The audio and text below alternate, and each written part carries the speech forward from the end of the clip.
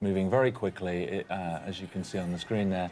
And so for a game, that's really where we want to be looking. Whereas the book, it's very slow zombies, as you know.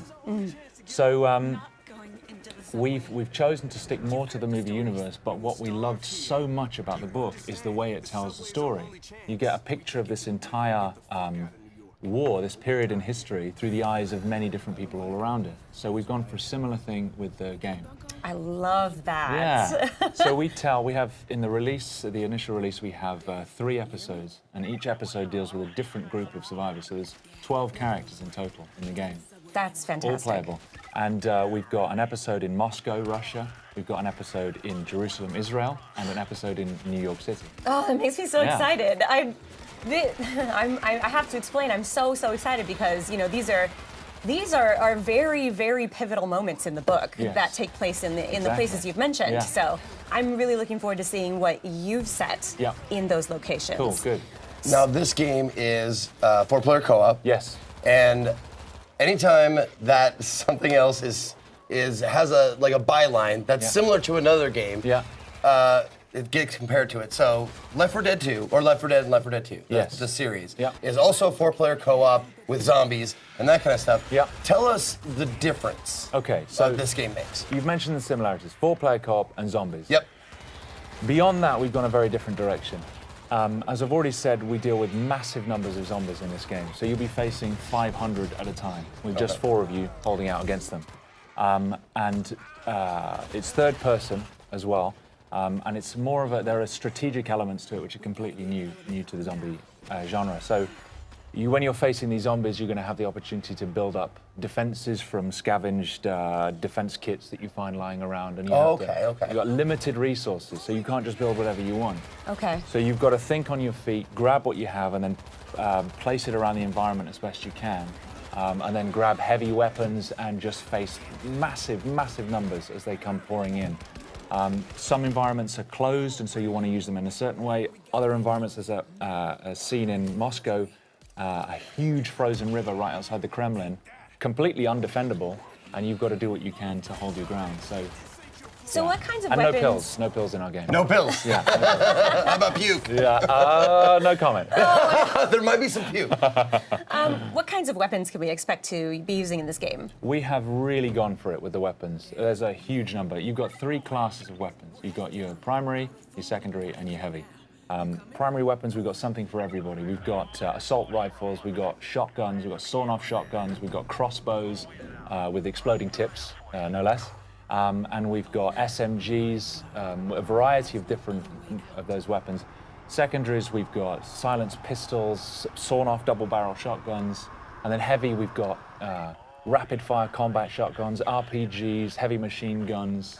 We've gone for as much as we possibly can. You actually, like, with your cadence, your speech pattern, and your accent, you sound like you could be like a nefarious weapons dealer. Like you opened the trunk and you were just listing off all the stuff you have for sale and stuff. Yeah. Nice work. Have you seen that scene in Taxi Driver where he goes to buy a gun? He's like, "It's a very nice gun. I got this gun. I got this." That's me now. Nice. All right. I'll be Travis Bick. Okay. That's scary, but yeah. Okay. Let's do it. All right. So the hordes of zombies in this game, I think it's very, very unique because, like in the movie, they're going to just be constantly running over each other, and that means that they could be piling on top of each other and then running over the pile. So you know they'd be able to maybe possibly reach you on the 2nd floor, where you think you're perfectly safe. Oh yeah.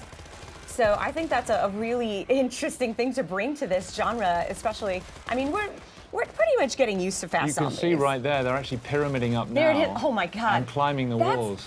To me, that is terrifying. If I was playing this game, I don't know. Well, it's great because the guys have put such an enormous amount of work into the physics system that governs those zombies and how they move. And so you're never safe anywhere. There's nowhere to hide. They will climb the walls, they'll climb over buildings. And actually, when we were designing the zombies, we put a lot of thought into the psychology of the zombie. Because, of course, they have no fear. They're not like another enemy where you can break their morale. They're not afraid of their own, they're not afraid of injuring themselves. So if they see you, they will throw themselves from the rooftops. They will climb through burning cars. They'll do anything to get to you, and they won't stop. No, that's one of the awesome things that we're talking about. before we got on stage here was the zombie AI and how they work and stuff like that.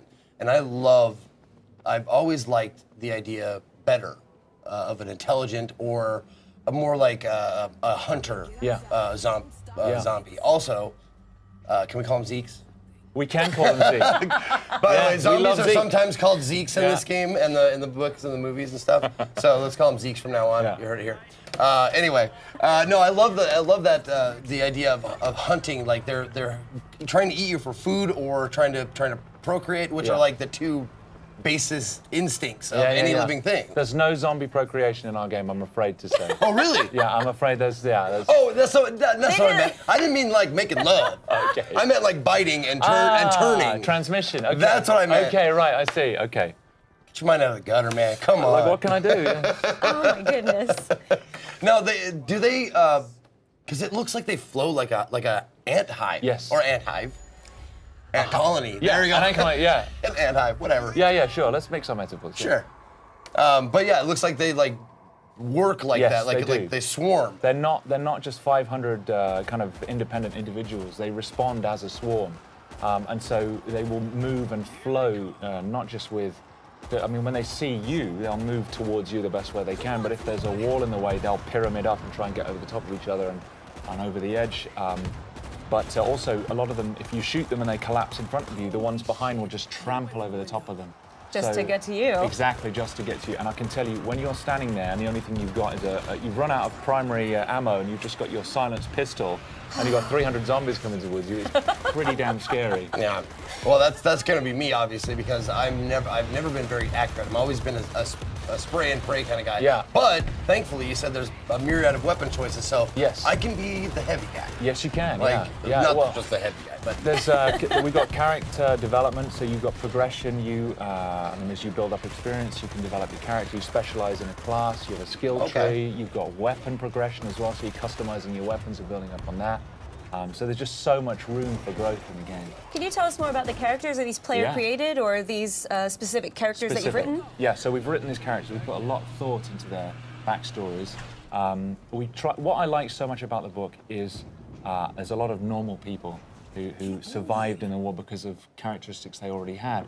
We've gone down the same route. So in the New York episode that we're demoing, you've got Arnetta Larkin, who she's a woman. She's doing cable rigging for a power company.